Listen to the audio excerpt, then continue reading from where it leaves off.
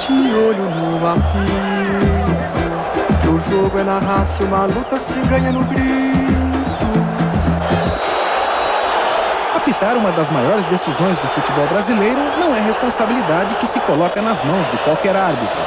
Antes de conquistar o direito de comandar a primeira final paulista da carreira, foi preciso passar por um longo aprendizado. Fique de olho no apito. Bom, Evelyn, por enquanto, tranquilo. Se Deus quiser, continuar assim. Alfredo Santos Loeblin descobriu a vocação pelo apito ainda criança. Quando eu era garoto, jogava botão em casa, sozinho, e eu era o árbitro do jogo. Então eu fiz por merecer ser árbitro de futebol. Eu estava em casa pensando hoje, pensei, puxa vida, quantas finais de campeonato eu ouvi e vi na minha casa. E hoje eu vou no Morumbi apitar a final do campeonato, estou realizado, sem dúvida alguma. Já te mostrou o cartão amarelo, quando mostrar vermelho, não há salvação. Diploma de árbitro nas mãos, Alfredo Santos Loeblin não demorou muito a descobrir como pode ser difícil, cruel e muitas vezes injusta as lições aprendidas dentro de campo. Tem muitas histórias, algumas coisas muito cômicas, né? E umas um pouco tristes, né?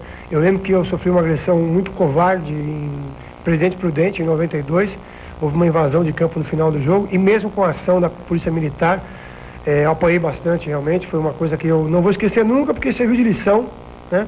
Que nem sempre a boa arbitragem depende simplesmente de você dentro do campo. Que alguns aspectos fora do campo, muitas vezes dirigentes que mandam invadir, até uma parte da imprensa mandou invadir o campo, tem que invadir, tem que bater nele e deu nisso tudo. O nosso jogo terminou, você se machucou. Mas essa não é a única história colecionada por ele nos 10 anos de carreira. Em 96, o árbitro paulista foi suspenso depois de expulsar 5 jogadores durante uma partida entre São Paulo e Araçatuba. Cartão vermelho pra você, agora nem no banco vai ficar. Foi uma das melhores arbitragens da minha carreira. Eu expulsei 4 jogadores do São Paulo e 1 do Araçatuba. E agora quer que eu volte atrás na minha decisão? E apesar de todos os elogios que eu tive por parte da federação, o André Luiz jogava no São Paulo, ele disse que eu havia xingado, ou havia ameaçado, alguma coisa desse tipo. E eu fui punido, fui para o tribunal. Apesar de ter sido absolvido no tribunal, enquanto eu não fui julgado, eu não atuei. Então eu fiquei 40 dias sem atuar, mesmo sabendo que eu tive uma grande atuação naquele jogo.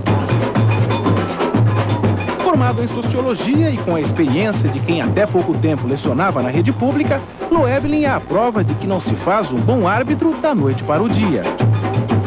Porque a gente sai da escola e você sai querendo cumprir à risca o que diz a regra. E um árbitro ele tem que se tornar maduro e aprender que, mais do que saber a regra, ele tem que saber interpretar a regra e tem que interpretar a regra com inteligência. Não é ser covarde, não é chegar lá e falar assim, ah não, aqui não dá para cumprir.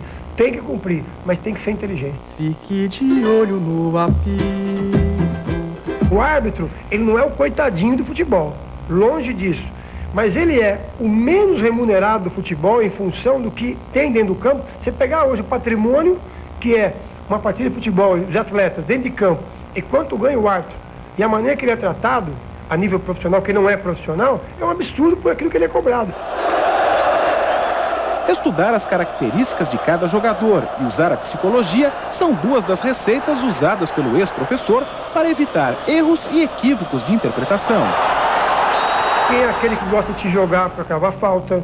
Quem é aquele que tende a fazer uma pressão reclamando junto ao árbitro para ver a reação do árbitro? Quem é aquele que gosta de te jogar dentro da área tentando cavar um pênalti? Quem é aquele jogador que gosta de bater mais do que fora da jogada, gosta de chegar no lance fora de jogada e bater no adversário? Você precisa conhecer cada atleta para poder perceber como agir em cada jogada. Fique de olho no apito. Eu acho que é um bom árbitro no aspecto disciplinar, é um bom árbitro. Às vezes exagera um pouco no mise-en-scène, naquela coisa eu não gosto de árbitro. Eu gosto do árbitro mais discreto. Eu gosto do trabalho dele, acho ele muito discreto, é uma das melhores revelações que o futebol paulista tem apresentado aí nos últimos anos. Se eu não comentar. Num país em que quase todo brasileiro se julga técnico de futebol, as críticas à atuação do árbitro são um capítulo à parte. A gente não pode tratar o árbitro como o anticristo do futebol. Ele não é culpado por tudo de ruim que tem no futebol, mas ele é tratado como tal. é aquele que expulsou o craque, é aquele que não deu o pênalti que todo mundo achou que deu, que foi, é aquele que deu o pênalti que todo mundo achou que não foi. E não é isso, né? E nós temos uma parcela de responsabilidade, mas todos nós temos, não só o árbitro. Fique de olho no apito. Eu aceito toda a crítica ao árbitro. Até se o cara falar que eu sou um péssimo árbitro, eu aceito. É um direito que ele tem, é o trabalho dele. O que eu não aceito é a crítica ao homem. Eu já sofri críticas até em relação à minha masculinidade. As pessoas se esquecem que você tem família.